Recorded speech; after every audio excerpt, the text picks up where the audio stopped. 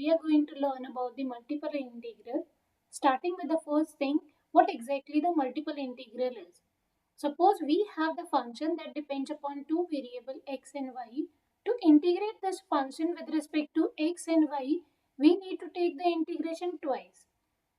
One with respect to x, then with respect to y. This procedure is called as a double integral. Now suppose if we have the function that depends upon three variables x, y, z, it means we need to take the integration three times. One with respect to x, then with respect to y, and one with respect to z. This is called as a triple integral.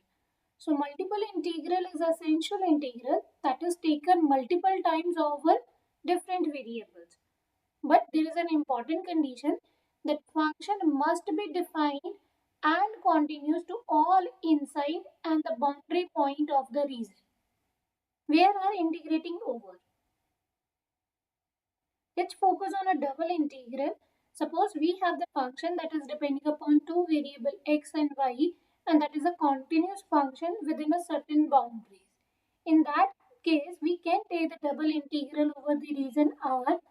That can be either written as integration with respect to x then with respect to y, or with respect to y then with respect to x, or you might also see it written as this, where dA represents the dx into dy, which is essentially the area of small rectangle within the region. Let's look into the example to visualize this better. Suppose we have the surface defined by this equation sin x into cos y. This is the graph of sin x into cos y over the region x from 0 to 2 and y from 0 to 1. The region below this curve over the rectangular plate on xy gives the volume. Means when you take the double integration of this function over particular rectangular plane, like in this case we have taken x as a 0 to 2 and y from 0 to 1. This gives us the volume under the surface. Now, how do we actually evaluate a double integral? Suppose we have this integral. This means first we will take the integral with respect to x, then with respect to y. On the other hand, if the integral is written in this form, it means first we need to take the integral with respect to y, then with respect to x. Whenever we are taking the integral with respect to y, in that case we keep x as a constant, and when you take the integral with respect to x first, in that case we take y as a constant. To clarify more, let's take a double integral over the rectangular region. We have the function that is defined in a two variable x and y, and the region is defined x lies between a to b and y lies between c to d, where a, b, c and d are the constant. Suppose you need to find the double integral over this region with respect to x first, then with respect to y. We need to identify from here what are the limits for x and y. With respect to x, x is a to b. So first we will take the integral with respect to x. So here the limits are for x variable. Then with respect to y, the values of y is from c to d. On the other hand, if you want to evaluate first with respect to y, take the limit values of y in a first integral, that is c to d, the outer integral for the x variable, and the limit for x is a to b. Note that when we have these values as a constant, then either you can take the integration first with respect to x, then with respect to y, or with respect to y first, then with respect to x, and swap these two integral values, then it does not make any difference. Means both the values are equal. Let's solve it with a simple example to clarify this process. Suppose we need to find the integral of e raised to power x first with respect to x, then with respect to y.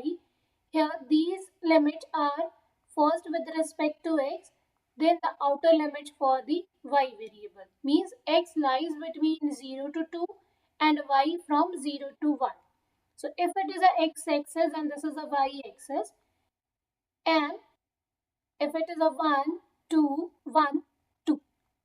So x lies between 0 to 2. So 0 to 2 means x is equal to 0 is this line. So this is the x is equal to 0 line, and this line is x is equal to 2. So means the values of x lies between 0 to 2, whereas y lies between 0 to 1. So y is 0 in this case. It means we need to find the volume of this surface e raised to power x over this rectangular plate. Here we have the actual curve of e raised to power x over the domain of 0 to 2 and y from 0 to 1. This is basically a shadow of this curve. So we need to find the volume under this curve over this rectangular plate. How to evaluate this? First, we will take the integration with respect to x, keeping y as a constant. So outer integration is as it is 0 to 1. Now e raised to power x integration with respect to x, that is e raised to power x, and the limit for x is equal to 0 to, and this dy as it is. This is equal to integration from 0 to 1. Substitute upper limit e raised to power 2 minus lower limit e raised to power 0 dy, that is integration from 0 to 1 e square minus 1 dy. Now take the integration with respect to y. Now this term is constant. Constant integration with respect to y, that is y.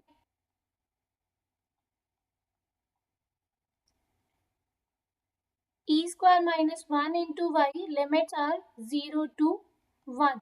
E square minus 1 is constant, take it outside. Substitute upper limit 1 minus lower limit 0. Simplify that, that is equal to e square minus 1. So as per this one, option A is correct. Observe that these are the constant limit. Even we can swap these two integration, first with respect to y, then with respect to x. After that, you can observe that it does not make any difference. Means the value we are getting is same as per this one. Let's try to evaluate that. If you take the integration of this function e raised to power x, first with respect to y, then with respect to x. The limits of y first. Limits of y are 0 to 1. Limit of x are 0 to 2. Evaluate this integral with respect to y first. As this is a function of x, so we will treat it as a constant. Because when you take integration with respect to y, keep x as a constant. So 0 to 2 as it is. Integration with respect to y is e raised to power x into y. Limit of y are 0 to 1 dx. This is equal to 0 to 2. Substitute upper limit and lower limit in y term only, not in a x. Take y is equal to 1 minus y is equal to 0. E raised to power x is a common term, take it outside. 1 minus 0 dx. 1 minus 0 is a 1. Integration of e raised to power x with respect to x, that is e raised to power x. Substitute upper limit, that is e square minus e raised to power 0, that is e square minus 1. Again we are getting the same answer as a A. Take another example. Again we need to evaluate the double integration of this function x between minus 1 to 1 and y from -1 to 0. So how to evaluate this? As in this case, the limits are constant. So we can take the direct limits of x and y from the given region. First, double integration of this function x plus y plus 1 with respect to x, then with respect to y. X is from -1 to 1. These are the limits of the x. Then for the y, that is from -1 to 0. How to evaluate this? First take the integration with respect to x, then with respect to y. So outer integration as it is -1 to 0. Integration of this function but with respect to x. In this case, keep y as a constant. Integration of x with respect to x is x square by 2 plus y is a constant integration with respect to x, that is x, plus 1 is a constant integration with respect to x, that is again x. Limit of x is -1 to 1 dy as it is. This is equal to -1 to 0. Substitute upper limit only in x 1 by 2 plus x value is 1 into y as it is plus upper limit 1 minus lower limit -1, that is -1 square by 2, x as a -1, that is minus y -1 dy.